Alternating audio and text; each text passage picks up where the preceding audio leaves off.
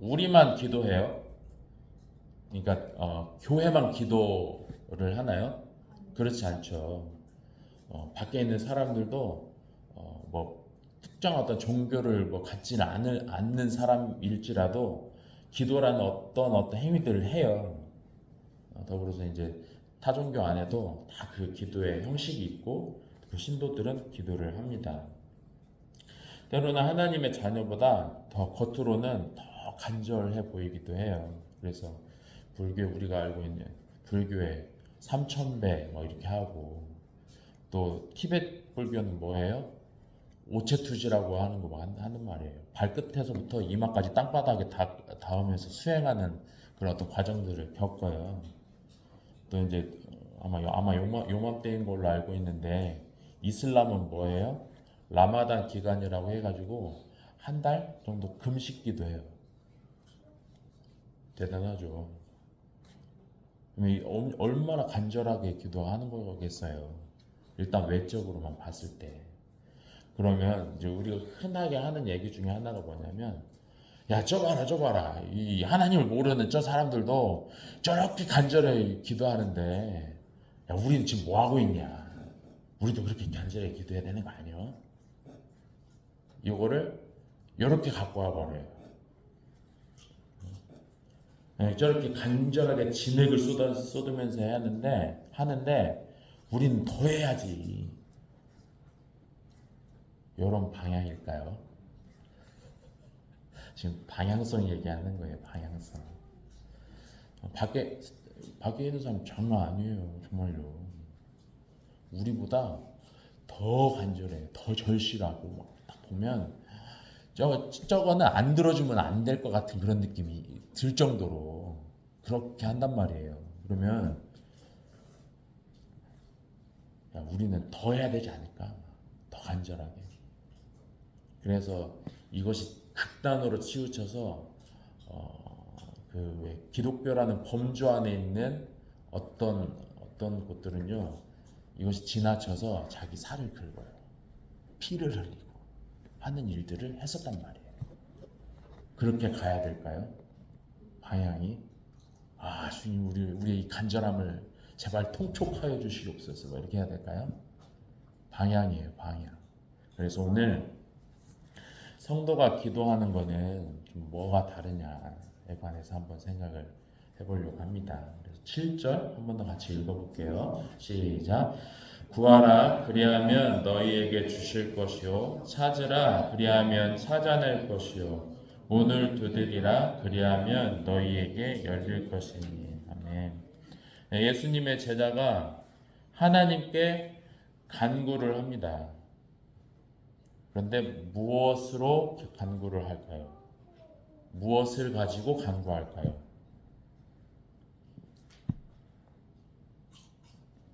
믿음이에요. 이 복음서 잘 읽어보면 예수님께서 계속 뭐 말씀하시냐면 믿음에 대해서 얘기하세요. 그런데 그 믿음이 우리가 아는 믿음하고 약간 좀 사뭇 달라요. 하여튼 믿음에 대해서 말씀하신단 말이에요. 하나님께 기도할 때 무엇으로 기도해요? 믿음으로 기도해요. 근데 이 믿음이요, 하나님이 누구신지에 대한 지식에서 시작을 한단 말이에요. 믿음이 그냥 뜬구름 잡는 게 아니에요. 믿음은요, 지식이 딱 바탕이 돼 있는 거예요. 사기꾼도 자기 믿게 하려고 자기가 어떠한 존재인지를 막 드러냅니다. 사기 당할 사람한테. 그러면 부지불식간에 이 당하는 사람은요, 사기 치는 사람이 어떠한 사람인지에 대한 지식이 이 머릿속에 형성이 돼 있어요. 보이스피싱 혹시 겪으신 적 있으세요? 다짜고짜 당신 계좌 내놓으시오, 돈 보내시오 이렇게 해요? 그렇게 하지 않아요. 이 머리를 조종하려고 온갖 얘기들, 우리의 두려움을 일으키는 어떤 얘기들을 한단 말이에요. 지식적인 부분을 얘기를 하는 거예요. 거기서부터 시작을 해요. 그러니까 하나님께 우리가 기도할 때 믿음으로 기도하는데 이 믿음은 하나님이 누구신지에 대한 누구신지 아는 것으로부터 시작이 돼요. 그래서 11절 보면 그 하나님을 얘기하는데 하늘에 계실 때 하늘.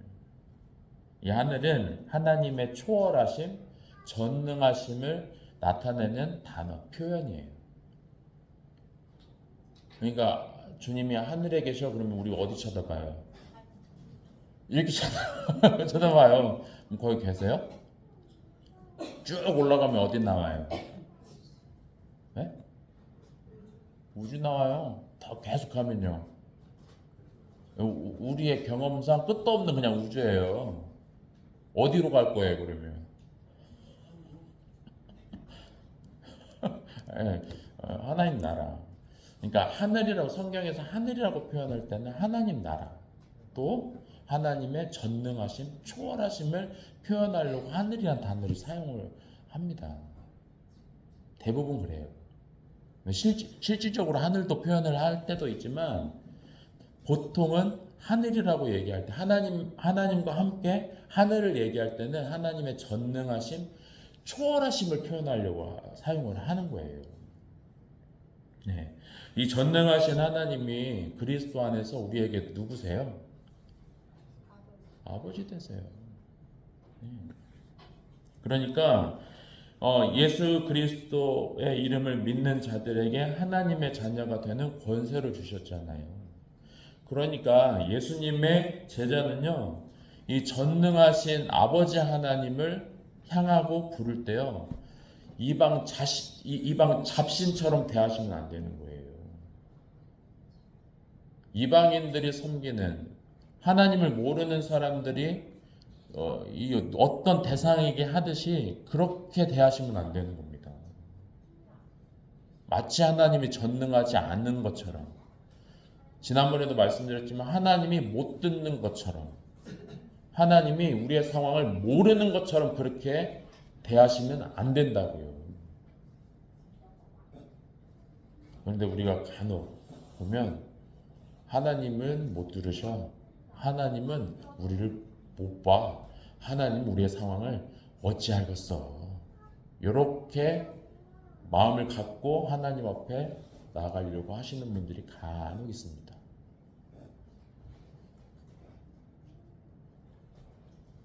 아까도 말씀드렸어요. 하늘은 하나님의 전능하심과 초월하심을 나타내는 표현이란 말이에요. 하나님은 전능하시다고. 하나님은 우리의 사고 초월해 계세요. 그러니까 우리가 시간 속에서 지내다 보니까 하나님도 시간에 얽매여 가지고 그렇게 있으실 것처럼 여긴단 말이에요. 우리가 그 하나님을 다 가늠할 수 없죠. 왜냐하면 시간을 창조하신 분이신데 우리가 어떻게 가늠하겠어요. 근데 마치 하나님이 그 시간에 꽉 틀에 짜여가지고 우리가 지금 여기서 어떤 것들을 하면 나중에 몇 초 후에 이것이 일어나야지 라고 그렇게 생각을 하지만 하나님도 그렇게 일하시냐? 그러시지 않거든요. 그래서 혹자는 하나님은 시간 개념이 없어 이렇게 표현하기도 해요. 시간을 창조하신 분이시니까, 시간에 얽매이지 않으시니까. 그래서 우리는 이렇게 선상으로 시간을 보잖아요. 이렇게 우리는 보잖아요. 그런데 하나님의 시간 선상은 요게 이렇게 간다고요. 그냥 똑같다고요. 이해되세요? 우리는 선이지만 하나님은 똑같다고요. 과거나 현재나 미래나 차이가 없어요. 그러니까 얼마나 놀라워요. 우리의 사고로는 이게 뭘까? 가늠이 안 돼요. 그러니까 우리가 하나님을 향할 때 그렇게 접근하시면 안 된다. 우리는 시간이니까 하나님도 시간이겠거니 라고 생각하시면 안 된다. 그래서 우리가 십계명을 배우고 있어요. 지금 수요일 날 배우고 있는데 1, 2계명이 뭐예요? 너는 나 외에 다른 신들을 내게 있게 말라 라고 말씀을 하시면서 그 사랑하는 대상에 대해서 오직 하나님만 사랑하고 경외할 것을 말씀을 하세요.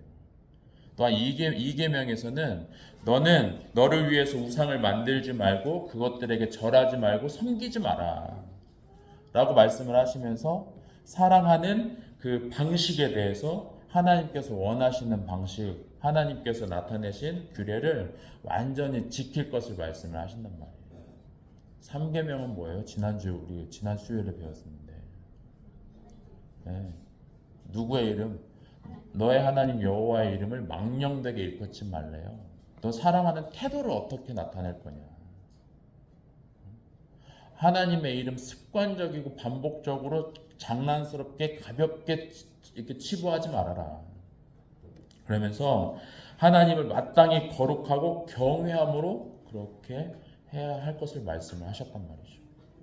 또 사계명도 있어요. 이제 돌아오는 수요일 날 또 살펴볼 건데, 안식일을 그냥 거룩히 지키는 거 아니에요. 기억해서. 오늘날로 하면 이 주님의 날을 기억해서 거룩히 지켜라 라고 명령하시면서 이 사랑의 모범이 예수님의 제자들을 통해서 어떻게 드러나야 하는지에 관해서 특징적인 날로 안식일을 얘기하세요. 그렇게 나타나야 한다라는 것을 보여주십니다. 그러니까 예수님의 제자는 하나님께 기도할 때요, 일단은 딱 앉잖아요. 그러면 하나님이 누구신가? 하나님은 전능하시다 라는 것을 기억하셔야 돼요. 기억하고, 그리고 하나님께 합당한 자세로 하나님 앞에 서가야 하는 겁니다. 하나님을 이방 잡신처럼 여기시면 안 돼요. 하나님은 이미 우리가 왜 왔는지, 무엇 때문에 어떤 마음을 갖고 있는지 그냥 아신단 말이에요. 주님, 제가 이렇게 지금부터 얘기할 테니까 제 마음 좀 알아주세요 라는 차원이 아니에요. 지금 다 아시죠? 근데 정말 힘듭니다. 그렇게 가는 거예요, 그냥. 구구절절하게 주님, 내가 이런 상황에 있는데 이것 때문에 어쩌다. 물론 때로는 우리가 그렇게 기도하기도 하지만 대부분은 이제 속이 꽉 차 있잖아요. 그냥 가서 눈물부터 흘린단 말이에요. 네, 주님이 아세요, 그래. 막 만지세요, 그 시간에. 그래서 하나님께 합당한 자세를 지녀야 되는데, 그와 함께 하나님은 전능하시다라는 지식을 갖고 주님 앞에 서 가야 하는 겁니다. 우리 8절하고 11절 한 번 더 같이 읽을게요. 시작. 구하는 이마다 받을 것이요, 찾는 이가 찾아낼 것이요, 두드리는 이에게 열릴 것이니라. 11절. 너희가 악한 자라도 좋은 것으로 자식에게 줄 알거든 하물며 하늘에 계신 너희 아버지께서 구하는 자에게 좋은 것으로 주시지 않겠느냐. 예, 예수님의 제자가 하나님께 간구하면 하나님이 응답하세요, 안 하세요?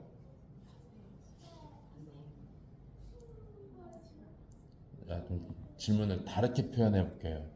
여러분이 기도한 내용들이 있는데 기도 응답 다 받았어요? 다 받지 못했어요? 자, 그렇다면 다시요. 하나님이 응답하셨어요, 안 하셨어요? 하셨어요? 어떻게 응답하신 거예요? 아까는 다 안 받았다며요. 응답하신 거예요, 안 하신 거예요? 약간 갈라집니다. 네. 하나님은 응답하세요. 그런데 내가 기도한 것 다 받지 못한 것 같아요. 하나님이 응답하셨어요.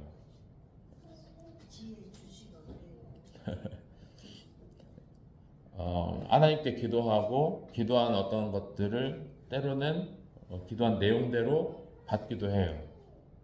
그러나 그 기도한 내용이 전혀 먹혀 들어가지 않는 듯한 느낌도 있을 때도 있어요.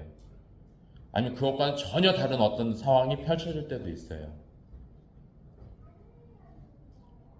때로는 아무 일도 일어나지 않는 듯하게 쭉 지나가기도 해요. 다 응답 중에 한 가지들입니다. 알았어. 예스 하시기도 하고요. 노 하기도 하세요. 아니야, 그건 아니야 라고 하시기도 하세요. 때로는 조금만 기다려 너. 지금은 아니야 라고 하시기도 하세요. 그리고 아예 가치가 없으면 가만히 계시기도 해요. 전혀 반응을 하지 않으실 때도 있으세요. 그러니까 하나님이 이렇게 하나님께 우리가 이렇게 하나님 응답하시는 걸 알기 때문에 간구를 한단 말이에요. 그런데 예수님의 제자가 하나님께 간구하는 이유는 뭐냐면 첫 번째는 하나님께서 전능하신 아버지이시기 때문에 그래요. 아버지. 하나님께서 성도에게 은혜를 베풀어 주셔서 성령 하나님으로 인해서 그리스도 안에서 하나님을 아버지라 부를 수 있게 해주셨어요. 그러니까 자녀는 당연히 아빠한테 요청하지 지나가는 아저씨한테 요청하겠냐고요. 알지도 모르는 그 어떤 대상들한테 요청하겠어요? 그렇지 않잖아요. 근데 하나님의 자녀가 이렇게 하나님의 아버지이신 하나님께 요청드리는 것이 자연스럽고 당연한 건데 때로는 어떤 이들은 무당 찾아가고 철학관 찾아갑니다. 그런 사람들이 굉장히 많이 있어요. 눈빛은 보지 않겠습니다. 제가 잠깐 피할게요. 네, 흔들리는 경우도 있거든요. 그런 경우가 있어요. 멈추셔야 돼요. 하나님을 무시하는 일이고 하나님을 모독하는 일이에요. 하나님의 자녀로 불러 놓으셨는데 자꾸 이 무당 찾아가가지고 뭐 이렇게 하거나 아니면 철학관 찾아가서 뭐 이렇게 한다거나 하는 거는 하나님을 모독하는 일이에요. 두 번째는 이겁니다. 아버지 하나님께서 그 자녀한테 응답하시기 때문에 간구해요. 놓고 했는데 반응이 없어. 그럼 들어가요? 안 들어가요? 아무런 반응 없으면 돌아서죠. 그런데 그 하나님께서요 우리에게 뭔가 반응을 하신단 말이에요. 왜? 인격적인 관계로 주님께서 우리를 불러 놓으셨기 때문에 그래요. 그래서 주님 하잖아요. 왜? 하신단 말이에요. 이 표현은 좀 지나칠 수 있어요. 그런데 제가 좀 각색하는 거예요. 왔네. 이런 어떤 그런 유의 반응을 보이신단 말이에요. 응답하시기 때문에 요청해요. 왜 자녀들이 뭐 이렇게 엄마 아빠한테 뭔가 얘기해도 뭐 듣는 둥 마는 둥 하고 시큰둥하고 뭔가 대꾸가 없고 막 이러면 얘기해요? 그냥 등 돌려요. 자녀들도. 근데 우리 하나님은 그렇게 하지 않으신단 말이에요. 인간 엄마 아빠는 그럴 때가 있어요. 귀찮거나 힘들거나 아니면 내가 못하거나 아니면 이제 진절머리나 라고 하면 못 듣는 듯하게 하기도 하고 그냥 이렇게 좀 서먹하게 대할 때 많단 말이에요. 심지어는 심각하게는 이렇게 떨어져 버리기도 하고. 인간 엄마 아빠는 그래요. 그러나 우리 하나님은 그 자녀로 불러 놓으신 하나님 아버지는 그렇게 하지 않으신다고요. 그러니까 인간 엄마 아빠를 생각하면서 하나님을 바라보려고 노력하는 이 행위는 사실 조심스러움이 있는 거예요. 그 인간 엄마 아빠가 아무리 탁월하고 아무리 놀랍고 그렇게 했을지라도 엄마 아빠를 통해서 하나님을 본다? 물론 어렸을 때는 그게 가능할 수 있죠. 그러나 커가면 하나님의 말씀을 따라서 하나님께서 나를 부르신 은혜에 따라서 그렇게 서가셔야 하는 겁니다. 누구를 통하려고 하지 마세요. 네, 하나님이 응답하세요. 그런데 지금 우리가 아까 8절 읽었잖아요. 구하는 이마다 받는다. 찾는 이가 찾아낸다. 이렇게 표현하는데 이게 다 현재형이거든요. 구하는 것도 현재. 그리고 받는 것도 현재. 찾는 이것도 현재. 찾아낼 것이라고 표현되어 있지만 이것도 현재예요. 그러니까 이 응답은 하나님의 속성상 현재예요. 이해하시겠어요? 아까 하나님 시간 개념이 없으시다고 말씀드렸잖아요. 하나님은 시간하고는 상관이 없다고요. 이 구하는 것도 현재, 하나님 주시는 것도 현재예요. 그러니까 우리에게 나중에 오는 것처럼 보여도 하나님께서 현재 주신다는 것을 믿으셔야 되는 거예요. 놀랍지 않나요?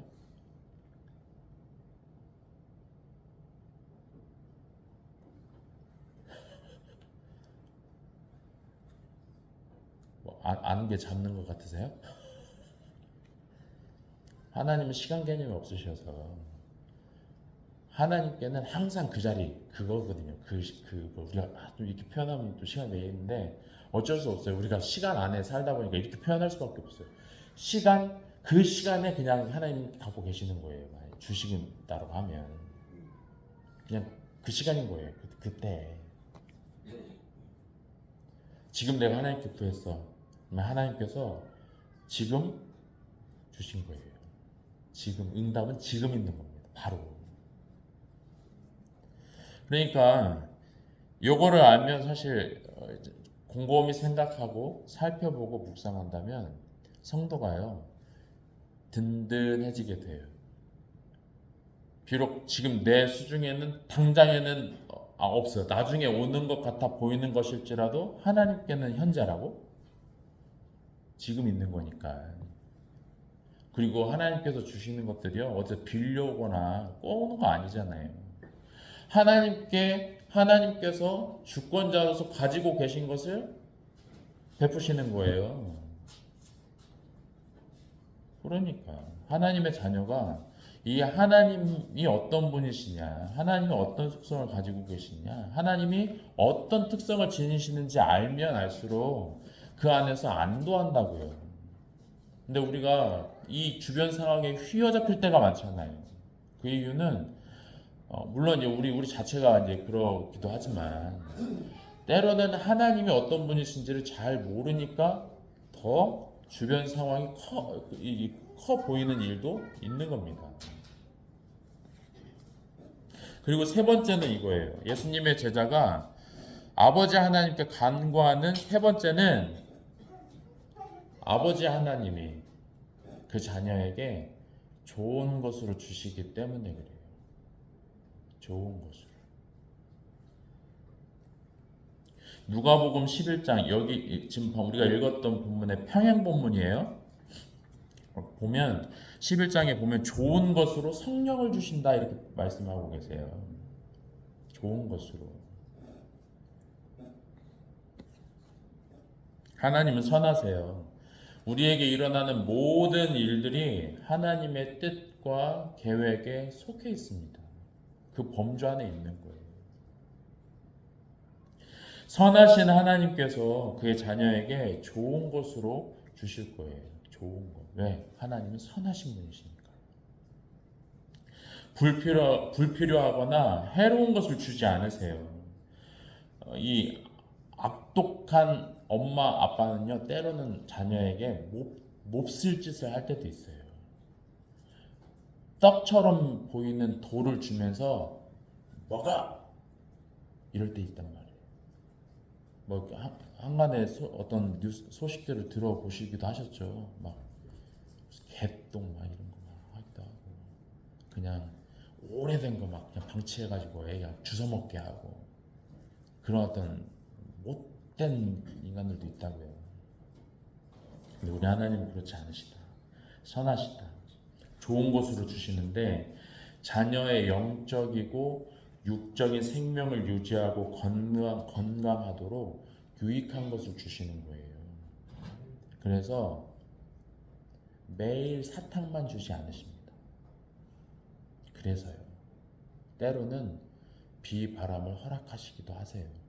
비바람이 옳다라고 얘기하시는 게 아니에요. 허락하시는 허용. 왜요? 그것을 통해서 하나님의 자녀를 자라가게 하시려고 하는 거예요. 자라감의 끝자락이 어디 있어요, 우리한테? 네? 이 땅에서 계속 하나님 이 그리스도의 장성한 분량에 이르기까지 자라가도록 그렇게 때로는 사탕도 주시지만 비바람도 허락하시거든요. 그렇게 해서 자라감의 끝자락은 무엇이냐고요? 영화예요, 영화. 이 땅에서는 우리가 도무지 감잡고 다 헤아릴 수도 없는 그 영화라고요. 하나님 나라에서 그 하나님을 영원하신 하나님과 함께 하게 되는 그 시간이라고요. 그때까지 계속 자라도록 사탕만이 아니라 비바람도 허락하시더라. 때로 이제 우리가 육체적으로 느낄 때는 비바람은요 아파요, 힘들어. 그러니까 이게 안 좋다고 여기는 거예요. 근데 하나님께서 그 자녀에게 허락하시는 모든 것들은 유익한 겁니다. 유익하다. 하나님의 자녀로 서가게끔 하시려고 하는 장치들이라는 겁니다. 그래서 성경에서 고난도 유익이라고 얘기하는 거예요. 왜요? 고난이 당장에는 쓰거든요. 힘들어요. 아파요. 그런데 그 고난 후에 뭐가 찾아와요? 영광이 찾아오는 거예요. 하나님께서 허락하시는 어떤 자람이 있다는 얘기예요. 아이들이 엄마 아빠의 얘기 따라서 가다 보니까 때로는 자빠지고 힘들 때가 있어. 근데 그 과정을 겪어 나갔더니 엄마 아빠가 왜 그런지 알겠다라고 할 때가 있거든요. 잘한 거예요. 아이들이 그만큼 잘하니까 이제 그 의도도 대략 보이고 또 다음에 오는 어떤 그런 비슷한 어려움들은 살짝 건너뛸 줄도 아는 그런 실력이 자라는 그 자람이 있는 겁니다. 그 과정을 겪게 하시는 거예요. 하나님께서 예수님의 제자가 하나님께 간구하는 이유 세 가지. 하나님이 전능하신 아버지이시기 때문에 그렇고 하나님께서는 어떠한 간구든지 다 응답을 하세요. 응답의 종류는 아까 말씀드렸어요. 또한 그 하나님은 자녀들에게 좋은 것으로 유익하기 때문에 좋은 것으로 주시기 때문에 자녀들이 하나님께 간구하더라라는 겁니다. 선하신 하나님께서 행하시는 모든 일들이 선이에요. 왜 우리 눈에는 당장은 선이 아닌 것처럼 보일 때도 있거든요. 그런데 그럼에도 선입니다. 그의 자녀들에게 주시는 것들도 역시 선인 것을 기억하셔야 하겠습니다. 그래서 예수님의 제자는 선하신 하나님께 어떻게 기도하냐면요. 아까 우리 서두에서 하나님께 기도할 때 뭘로 기도한다고 말씀드렸어요? 네, 믿음으로 기도해요. 그래서 예수님의 제자는 선하신 하나님께 마음을 다해서 기도해요. 하나님이 어떤 분이신지 아니까 마음을 다해요. 지금 우리 7절 8절에 비슷한 표현 계속 나오는데 구하라, 찾으라, 문을 두드리라 라는 비슷한 내용을 반복해 주잖아요. 그 의미가 점점 더 강조되고 있는 거예요. 강조. 이거를 점강법이라고 얘기하거든요. 점점 강하게 표현되고 있는 거예요. 그래서 하나님께 간절하게 간구하는 모습을 생각을 할 수 있는 거예요. 그런데 여기서 이제 우리가 또 살펴봐야 될 게 간절함과 고집은 구분할 필요가 있겠다라는 거예요. 그래서 제가 또 찾아봤잖아요. 간절함은 뭐고 고집은 뭘까? 이거는 GPT가 알려준 겁니다. 요즘 AI 많이 하죠. AI 다 알려줘요. 간절함은 목표를 향한 열망을 갖고 있으되 과정에는 유연함이 있는 거예요. 간절함은. 그런데 고집은 목표도 고정, 방법도 고정이에요. 그렇게 표현을 해주더라고요. 자, 그렇다면 우리가 하나님께 간절함으로 기도하잖아요. 때로는 하나님께 고집스럽게 기도하기도 해요. 고집 피우면서 기도하기도 한단 말이에요. 아까 간절함의 어떤 특징, 고집에 대한 특징을 말씀드렸어요. 그러면 우리가 하나님께 기도할 때 이 간절함으로 기도한다라는 그의 모습이 어떠한 모습이어야 하겠는가? 목표를 향한 열망이 있지만 과정이 유연한 거예요. 왜 우리 그런 거 있잖아요. 이렇게 그런 경험 해보셨는지 모르겠어요. 누군가가 좋아하는 마음이 생겨버렸어. 그러면 이제 이게 이제 고집스럽게 바뀌잖아요. 그러면 주변에 달라드는 모든 인간들은 다 사라져 버려야 돼요. 맞죠?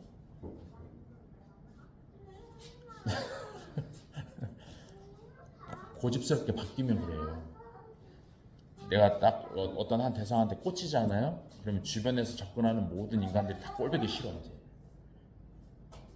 그냥 와가지고 이렇게 친분 관계 때문에 와서 이제 뭐 얘기 나누고 하는 것일 수 있는 건데도 그게 용납이 안 되는 경우들이 있죠. 고집된 거예요. 이게 딱 정해진 거라고요. 이렇게 아니 딱딱하게 바뀐 거라고요. 유연함이 없는 거. 네, 이제 제 소실적 경험을 얘기하면 이제 제 아내하고 이제 청년부에서 이제 임원을 했단 말이에요. 근데 이제 그때 이제 좋아하는 마음이 있었으니까 또 이제 제 아내도 그걸 대충 알고 있으니까. 근데 이제 임원 회의를 하고 딱 끝나잖아요. 그럼 자꾸 딴 놈들이 데려다 준다고 얘기하는 거야. 그 방향에 있는 놈들이 속이 어땠을까요? 아, 나도 데려다 주고 싶은데 이런 마음이 있지 않겠어요? 아, 그럴 수 있잖아요. 근데 그때는 사실 저는 평안했어요. 이게 아직 뭐 교제하자 이런 것도 아니지만 평안했어요. 왜냐하면 주님이 다스림 안에 있다면 주님께서 이 과정도 잘 이렇게 해주시겠지.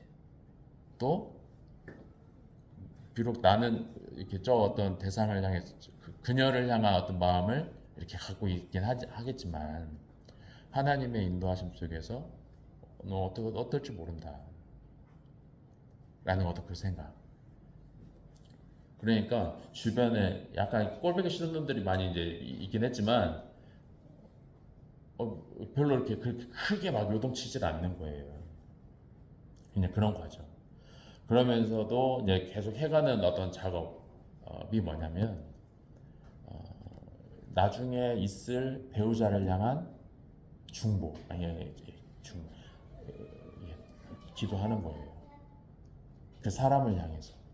그 사람이 어떤 사람인지 몰라. 누가 될지도 몰라. 그러나 그 사람이 하루의 시간 속에서 하나님 앞에 잘 서가길.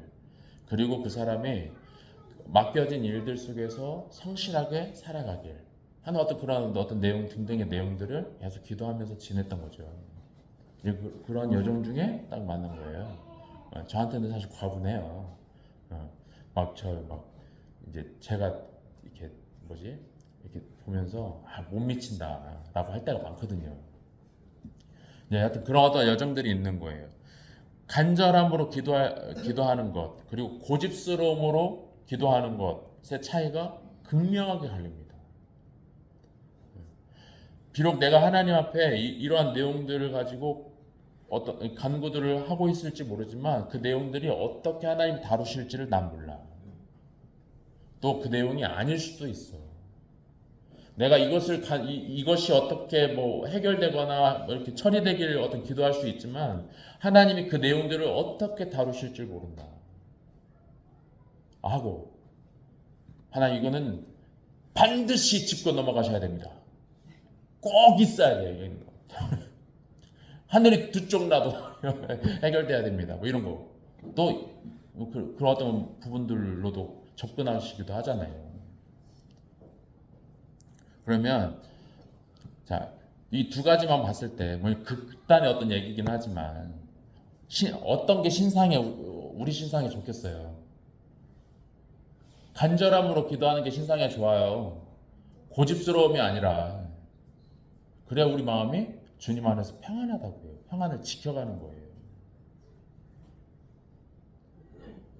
뭐 기도하면서 뭐 아무런 마음도 두지 말고 그냥 대충 기도만 하라는 거요.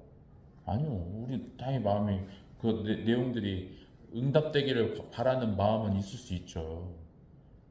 그러나 그 안에서 어떻게 하나님이 다루어 가시는지를 살펴보아야 할 필요가 있겠다라는 거예요. 이렇게 하나님 다루시는구나. 내가 생각하는 건 좀 다르네. 아, 그냥 이렇게 다루어 가시는구나. 그냥 고개 끄덕끄덕. 그렇구나. 한번 따라 해보실래요? 그렇구나. 음, 네. 아, 그렇구나라고 하면 그래도 어느 정도 뭐 속은 어떨지 모르지만 그래도 약간은 반감이 돼요. 막 날서 있는 것도 살짝 이렇게 둥글둥글해진단 말이에요. 아, 하나님께서 이렇게 다루어 가시면 알겠다. 이렇게 한번 가봐야지. 라는 게 있는 거죠. 어, 그래서 우리 또 가장 특별한 어떤 우리한테 이해가 되는 것이 뭐냐면 예수님께서 십자가를 목전에 두고 그 아버지 하나님께 성부 하나님께 간구하신단 말이에요. 이 잔을 내게서 옮겨 주십시오라고 기도하시면서도 만약에 고집스럽게 기도하셨다면 어떻게 하셨을까요? 이 잔 싫어요 하면서 다른 거 막 도망가거나 하지 않았을까? 고집스러웠다면. 그러나 간절하게 기도하셨어요. 이 잔을 내게서 옮겨 주십시오. 그러나 아버지 뜻대로 되기를 원합니다라고 기도하시잖아요. 예수님의 그 목적은 하나님의 이름이 영화롭게 되길 원하심에 딱 꽂혀 있었어요. 그러니까 간절함으로 기도하세요. 그러나 그 안에 그 간절함은 하나님의 뜻대로 하나님의 원하심대로 되기를 원하는 거죠. 그렇게 하나님께 간절하게 고집스럽게 말고요. 간절하게 간구하시기를 바랍니다. 이 예수님의 제자는 기도만 하면서 가만히 있지 않아요. 구하고 찾고 두드리라 라는 이 대목을 통해서 보면 이 가만히 있지 않고요. 찾고 두드리는 일이 필요해요. 예를 들어서 시험을 잘 봐야 해. 그래서 기도해. 하나님 시험 잘 보게 해주십시오. 라고 간구하잖아요. 그리고 나서 이 사람이 해야 될 일은 뭐예요? 네, 공부 팍 터지게 하는 거예요. 찾고 두드리는 일이 필요하다고. 또 때로는 하나님 돈 좀 주십시오. 하나님 돈 주세요. 라고 할 수 있죠. 간구할 수 있어요. 그러면 돈이 필요한 이 사람은 뭐 해야 되는 거예요? 할 수 있으면 밖에 나가서 일거리를 찾아야 되는 거예요. 이것들이 하나님이 채우시고 일하시는 일반적인 방식이에요. 일반적인 방식. 그러나 하나님께 간구하면서 찾고 두드리고 찾아내서 열려줄 때가 있으면 이제 그때 우리의 모습은 내가 했다가 아니라 하나님께서 주셔서 받은 것이다 라는 것을 생각하셔야 하는 겁니다. 내가 찾았어. 내가 두드렸더니 이게 했어.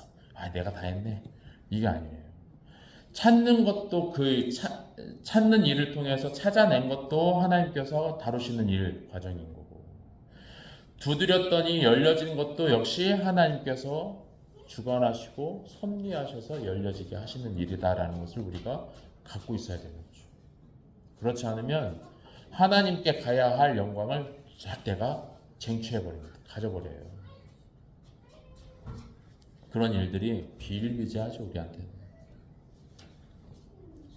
그래서 하나님께서 주신 거다. 하나님께서 찾게 하신 거다. 하나님께서 두드리는 일을 통해서 열려지게 하신 것도 하나님이 하신 거다. 하나님께서 하셨기 때문에 가능했다라는 것을 생각하셔야 하겠습니다. 우리 12절 한 번 더 같이 읽겠습니다. 시작. 그러므로 무엇이든지 남을 대접을 받고자 하는 대로 너희도 남을 대접하라. 이것이 율법이요 선지자니라. 예수님의 제자는 자기만 아는 사람들하고는 달라야 하는 거예요. 이 대목에서는 저는 이제 움찔움찔합니다. 제가 안 그렇거든요. 자기만 아는 사람들하고는 달라해요. 그래서 7절에서 보면 구하라, 찾으라, 두드리라, 얻을 거야. 8절에 얻을 거야 라고 말씀하시면서 12절에 그러니까 남을 대접해 라고 이렇게 말씀을 하시는 거거든요. 이 성도가 하나님께 기도하는데 그 목적이 어디에 있어야 하는지에 관해서 생각을 할 수 있는 대목인 거예요. 구해, 찾아, 두드려. 그러면 너희가 얻고 찾고 열려질 거야. 여기만 보잖아요. 그런데 이 12절을 간구할 수가 없는 거예요. 그러니까 남을 대접해라 라고 말씀을 하신단 말이죠. 성도가 하나님께 간구하고 응답받는 이것이 남을 대접하는 관계에 서 있는 거예요. 달리 표현하면 예수님의 제자가 나를 포함한 주변과의 관계 안에 서 있습니다. 먼저는 개인과 가정이에요. 그리고 개인과 교회, 그리고 개인과 사회라는 관계 안에 세워져 있어요. 이 균형을 잘 맞춰 가셔야 되는 거예요. 성도, 개인과 가정. 어떤 사람들은 나 교회 일해야 해요. 가정 냅두고 여기 막 몰빵해 버리시는 분들도 있어요. 한쪽으로. 막 그 얼마 전에 TV 나왔었어요. 그 어떤 상담 프로인데 교회 가면 너무 기쁘대요. 일주일에 5일을 계속 교회 예배당에 가 있는 거예요. 뭐 거기서 하는 일 하고 찬양대 하고 뭐 하고 가정 막 쓰레기가 차고 남편은 막 그것 때문에 스트레스 받고 있고 뭐 그러고 있는 가정의 모습이 그려졌어요. 아주 적절한 모습이 딱 나왔어요. 개인과 가정의 관계, 개인과 교회의 관계, 그리고 개인과 사회의 관계. 이 관계에 서 있습니다. 그러니까 이 관계 안에서 예수 그리스도의 제자가 쪼잔하지 않아야 되고 또 대가를 바라지 않아야 하겠다라는 거고요. 또 다른 측면은 구하고 찾고 열리는 이유가 있을 건데 그 답을 어디서 찾을 수 있다는 얘기예요. 남을 대접하는 것을 통해서 받을 수도 있다는 표현이기도 해요. 야, 구하고 찾고 두드려 얻고 찾고 열려질 거야. 그러니까 남을 대접해. 라는 얘기가 남을 대접하는 어떤 것들을 통해서 너가 구하고 있는 것을 얻게 될 수도 있어. 찾고 있는 거 찾을 수 있거든. 두드리는 거 열릴 수 있어. 라는 것으로도 말씀을 하시는 거예요. 선하신 하늘 아버지가 남을 대접하는 하나님의 자녀에게 좋은 것을 주셔요. 달란트 비유 다 아시잖아요. 어떻게 관리할 건가? 어떻게 다스릴 건가? 아니면 그 한 달란트 나만 꼭 갖고 있을 거야 라고 해가지고 그렇게 있을 건가에 관한 문제도 생각해 볼 수 있습니다. 그러니까 하나님께서 그 자녀에게 좋은 것을 주시는데 그 좋은 것을 내가 생각하는 좋은 것이 아니라 하나님께서 보셨을 때 그 자녀에게 좋은 거예요. 이 다른 사람에 대한 다른 사람을 대접하는 다른 사람에게 하는 어떤 선한 행위의 범위가 무엇이냐면 12절 앞부분에 무엇이든지 모든 영역이에요. 성도는 예수님의 제자는 우리가 살아가는 모든 영역에서 다른 사람을 섬겨야 하니까 하나님께 간구하는 거예요. 왜요? 그 반대 얘기는 뭐예요? 우리는 못하니까요. 모든 영역에서 다른 사람을 섬겨가기 쉽지 않으니까 우리는 내가 잘하는 것 조금 그 안에서 조금 하는 건데 사실 그 범위 말고 모든 영역에서 다른 사람을 섬기도록 우리를 그렇게 세워 놓으셨단 말이죠. 근데 우리가 그것을 잘 못하니까 하나님께 간구한단 말이에요. 하나님의 도움을 구하는 겁니다. 우리 하나님은 선하신 분이세요. 선하신 하나님께서 성도의 아버지세요. 그렇기 때문에 자녀의 간구에 좋은 것을 주시는 분이십니다. 선하신 하나님께서 예수님의 제자, 그 자녀에게 주시는 것은 남을 돕는 도구로 사용하기를 원하신다라는 것을 이렇게 기억하시기를 바랍니다. 그 관계 안에서 그 자녀에게 좋은 것으로 우리에게 주실 것이니까요. 잠시 기도하시겠습니다. 은혜가 많으신 아버지 하나님, 전능하신 아버지가 우리의 아버지이셔서 감사하고 전능하신 주님께서 그 자녀에게 응답하실 뿐만 아니라 좋은 것으로 주시는 분이심을 감사합니다. 하나님, 우리가 하나님께 간구할 때 간절함으로 하나님을 향하여 간구하지만 고집스럽지 않게 우리가 하나님 앞에 서가도록 도와주십시오. 하나님을 향해서 하나님이 어떤 분이신지를 생각하며 기도하고 또한 우리의 마음을 다해서 믿음으로 주님 앞에 간구하는 믿음의 여정 되도록 도와주십시오. 우리와 함께 하시는 주님을 찬송드립니다. 예수님 이름으로 기도드립니다. 아멘.